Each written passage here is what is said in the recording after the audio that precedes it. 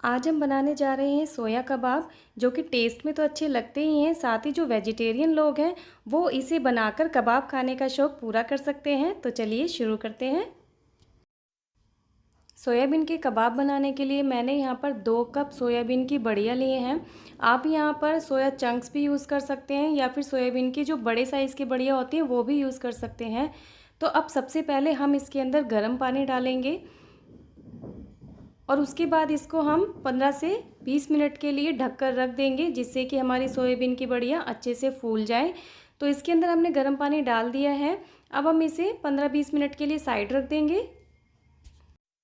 अब हम देखते हैं कि कबाब बनाने के लिए हमें और क्या चाहिए। सबसे पहले मैंने लिया यहाँ पर एक प्याज, 4 हरी मिर्चें, साथ ही लिया है धनिया और 5 से 6 लहसुन की कलियाँ और एक अदरक का पीस।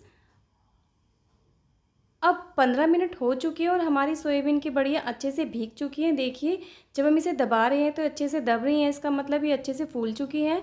तो अब हम इसका पानी निकाल लेंगे। इसका पानी निकालते समय ध्यान रहे कि इसके अंदर थोड़ा सा भी पानी नहीं बचना चाहिए, इसीलिए आप इसे थोड़ा टाइट हाथों से ही इसका पानी निकालें। तो लीजिए, सोयाबीन की जो बड़ियाँ हैं वो भी अच्छे से ड्राई हो चुकी हैं। तो अभी इन्हें हम थोड़ी देर के लिए साइड रख देते हैं। तो यहाँ पर मैंने लिया ग्राइंडिंग जार, उसके अंदर मैंने प्याज, हरी मिर्च और साथ ही जो जिंजर और गार्लिक हमने लिया था वो इसके अंदर डाल देंगे। अब इसके अंदर हम डालेंगे धनिया और धनिए के साथ ही हम इसके अंदर डालेंगे थोड़ा सा पानी, जिससे कि अच्छे से पीस सके। तो अब हम इसका ढक्कन लगाएंगे और इसको अच्छे से पीस लेंगे। ये देखिए, ये जो है अच्छे से पिस चुका है, इसका एकदम फाइन पेस्ट बन चुका है। तो अब जो हमारी सोयाबीन की बड़ियाँ थी वो भी हम इसके अंदर डाल देंगे और इनको हम एकदम फाइन पीस लेंगे। सोयाबीन की बड़ियाँ जब आप पीसें तो सारी बड़ियाँ एक साथ जार के अंदर ना डालें, क्योंकि ये पीसने में काफ़ी दिक्कत करेगी। तो ये देखिए, ये जो पेस्ट है वो अच्छे से बन चुका है। तो इसे हम एक कंटेनर के अंदर निकाल लेते हैं। अब बाकी की बची जो सोयाबीन की बड़ियाँ हैं उन्हें भी हमें पीसना है। तो अब हम इसको साइड रखेंगे और जो बाकी की सोयाबीन की बड़ियाँ हैं वो इसके अंदर डालकर उनको भी अच्छे से पीस लेते हैं। तो मैंने बाकी की सोयाबीन की बड़ियाँ भी इसके अंदर डाल दी हैं। अगर आपको इन्हें थोड़ा पीसने में दिक्कत होती है तो आप 1 से 2 चम्मच पानी इसमें ऐड कर सकते हैं। तो लीजिए, हमने सारी की सारी सोयाबीन की बड़ियाँ जो है अच्छे से पीस ली हैं। इनको भी हम इसके अंदर ट्रांसफ़र कर देते हैं। सोयाबीन को पीसते समय आपको ध्यान रखना है कि इसके अंदर आप ज़्यादा पानी ऐड ना करें, क्योंकि आप ज़्यादा पानी इसके अंदर डाल देंगे तो बाद में इसके कबाब बनाने में हमें बहुत दिक्कत होगी। तो इसीलिए आप इसके अंदर पानी बिल्कुल भी ऐड ना करें, और अगर करना ही है तो 1 से 2 चम्मच ही डालें।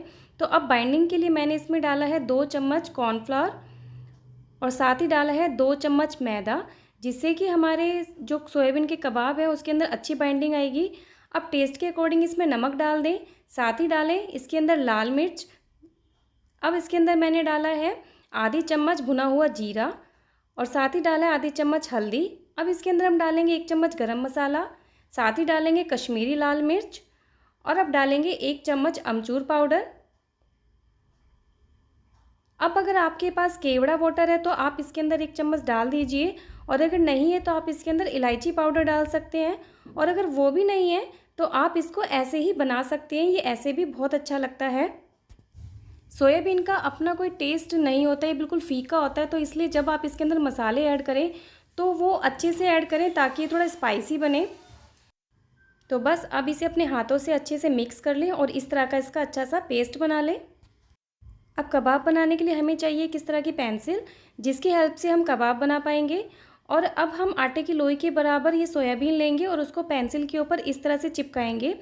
अब आप धीरे धीरे गीले हाथों से इसको शेप देने की कोशिश कीजिएगा। अगर ये आपके हाथों पर चिपकने लगे तो आप अपने हाथों को थोड़ा गीला कर लें, उससे ये जो कबाब जो है आसानी से बन पाएंगे। वैसे तो सोयाबीन ज़्यादा स्टिकी नहीं होता है, लेकिन अगर आपको फिर भी अगर ये स्टिकी लग रहा है तो आप इसको बनाने में अपने हाथों पर बार बार पानी का यूज़ करते रहें और इस तरह से इसे शेप दे दें। ये देखिए, आप इस तरह से पेंसिल को खींचकर निकाल सकते हैं और देखिए हमारा कबाब जो है बनकर तैयार हो गया। अब आप इसे मीडियम फ्लेम पर ऑयल के अंदर फ्राई कर लें। आपको ध्यान रखना है कि ऑयल ज़्यादा गर्म नहीं होना चाहिए। अब दूसरा कबाब भी हम इसी तरह से बना लेंगे। बस आपको ध्यान रखना है कि फ्लेम को आपको हाई नहीं रखना है, लो से मीडियम के बीच में ही हम इन्हें फ्राई करेंगे, नहीं तो ये अंदर से कच्चे रह जाएंगे। तो इसी तरह से आप सारे कबाब बना लें। ये देखिए, हम इसे भी जो है ऑयल के अंदर डाल देते हैं। आप इसे जो है एक बार में ज़्यादा नहीं बना पाएंगे। अगर आप किसी की हेल्प लें तो ये जल्दी जल्दी से आप इसको बनाकर फ्राई कर पाएंगे, क्योंकि कबाब को बनाने में थोड़ा सा टाइम लगता है। अगर आप इसे अकेले ही बना रहे हैं तो आप कढ़ाई में इसे 1 से 2 ही डाल पाएंगे। तो ये देखिए, कबाब जो है हमारा बनकर तैयार हो चुका है।